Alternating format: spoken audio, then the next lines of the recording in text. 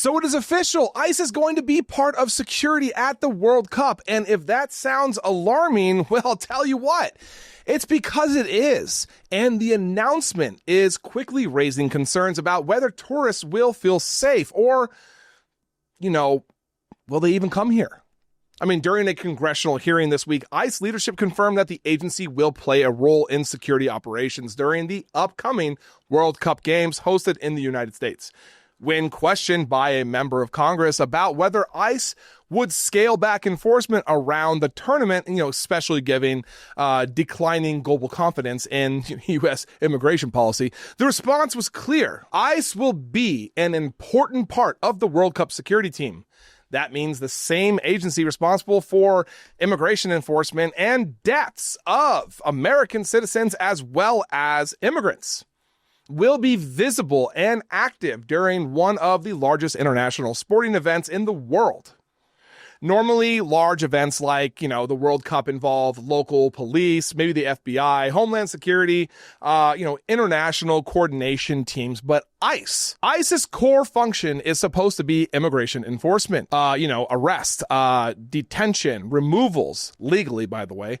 And that's where the concern starts. The World Cup isn't just a sporting event. It is a global tourism movement. Millions of fans from Latin America, Europe, Africa, and Asia will be traveling to the U.S. For many of them, the perception of how immigration enforcement operates here really matters. I mean, some lawmakers and international observers are raising a simple but very important question. If ICE is visibly operating at stadiums, will tourists, even, fully documented visitors, worry about being stopped or questioned? There is absolutely no policy saying that tourists will, be targeted or that they won't be targeted, but they easily could be. I mean, anyone can be stopped for questioning or could be detained if they don't have the right documentation on them.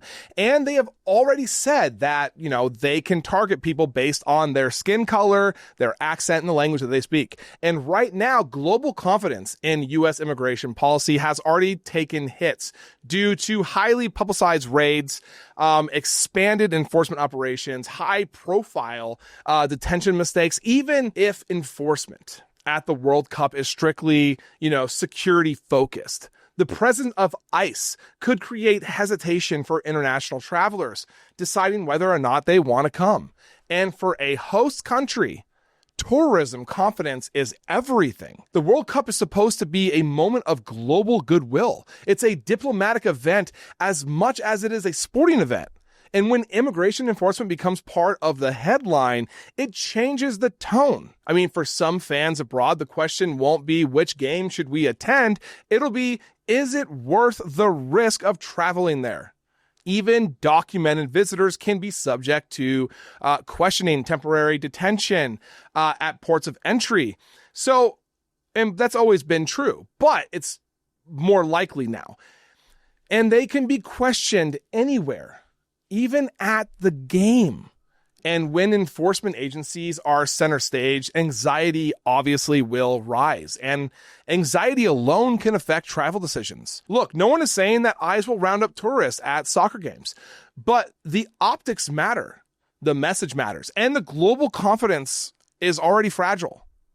So the real question is, will ICE presence reassure international visitors? Of course not. Or will it quietly discourage them from coming at all? Thank you for watching. I am Jared Zisser, and this is Ring of Fire. Please like, comment, and subscribe, and turn on notifications to make sure you are informed about everything important in progressive politics today. And if you are looking for fact-based independent reporting all day, every day, follow me here on Instagram or here on Facebook. See you in the next video.